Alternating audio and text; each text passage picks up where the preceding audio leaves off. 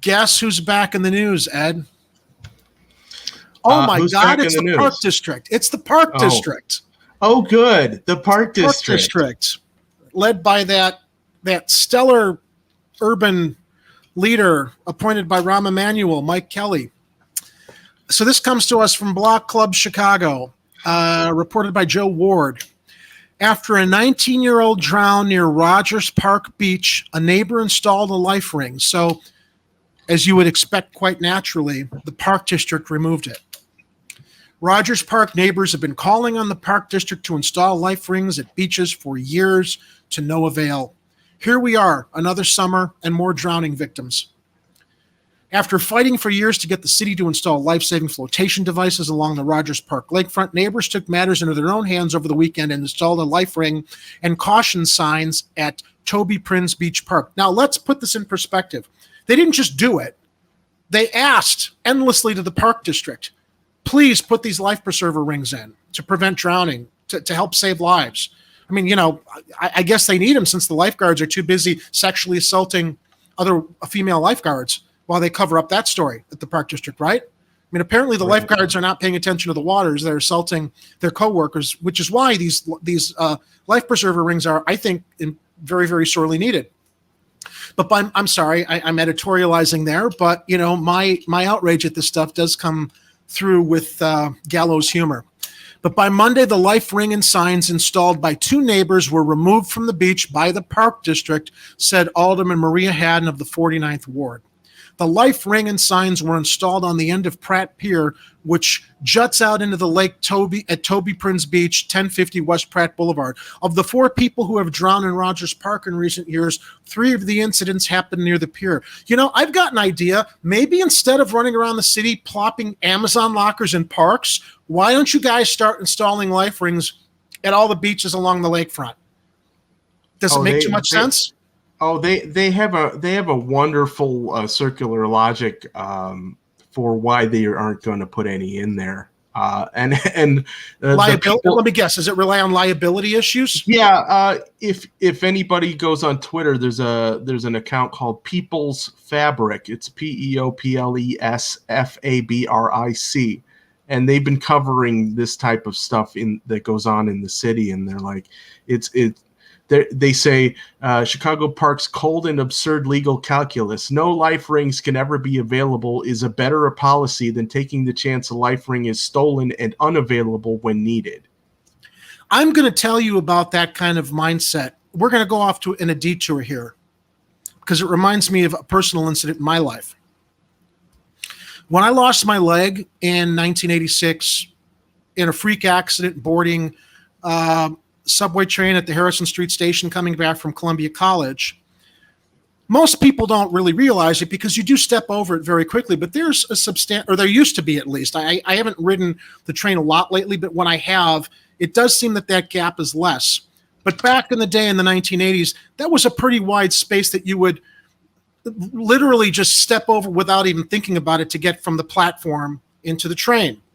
And at the time of my injury, there was a personal injury lawsuit that was filed. And my dad, who's a designer, asked my attorneys, as a stipulation in whatever ends up happening with Jerry's case and potential settlement, can't we mandate to the CTA that they put some kind of a rubber flap that's flexible to help prevent that gap? Because I wasn't the first one who got his foot caught in that space between the train and the platform. Mm-hmm. and had an injury. Luckily, I survived. But the attorney said that's a really good idea. However, it would cost more money to put that flexible rubber safety flap over the gaps and engineer that all across the CTA line throughout the city than it would cost in settlements that they paid out to people who were injured as a result of that safety hazard. Some moron did the math on that one, I'm thinking. As they did with these life rings at the beaches. It's like, I would think that, if you're putting life rings, Ed. If you're putting life rings, safety. Yeah, which is dumb. It's like, why would they care about liability for having a life ring available? Wouldn't that be providing something for safety? So, Lord forbid if something goes wrong with the usage of that life preserver or the life ring, I would think that people would err in the side of, well, it was meant to be there to help people, so we're not going to sue you for it being there. Plus, I would imagine it's far cheaper to install these life rings and deal with what you just stated than installing or accommodating Amazon to put lockers all over the city. But you know what, Ed? The life rings don't bring in revenue. Yeah, or they could put the Amazon lockers out, where all of the life rings should go, and then attach a life ring to them. That makes there you go. And they can put Amazon branding on the life rings. Yes, that's what you do. Amazon branding on the life rings. Ed, that's thinking out of the locker box. And then they can sue Amazon, who has plenty of money for lawsuits. I like the way you think. I like the way this man thinks. Of the 4 people who drowned in Rogers Park in recent years, 3 of the incidents happened near the pier. That includes a drowning last week on August 22nd. 19-year-old Miguel Cisneros Jr., poor kid, drowned after jumping off Pratt Pier for a swim. It happened before lifeguards were on duty. Cisneros was close enough to be thrown a life ring, Haddon said. Onlookers ran from the pier to the lifeguard station on the beach, where they were unable to access a life ring or rope, she said in a recent email to constituents. First responders were unable to save Cisneros. Rogers Park resident Jim Gondurski said he was tired of the park district's inaction and decided to do something about it. Because, the thing is, I know that they've got their hands full covering up the investigation of the other lifeguards assaulting, their coworkers. Ginderseki put up a Coast Guard rated life ring Friday night. Another person added 2 signs later. One said, "Do not swim near the pier. Strong current," with the words "fuck austerity" at the bottom.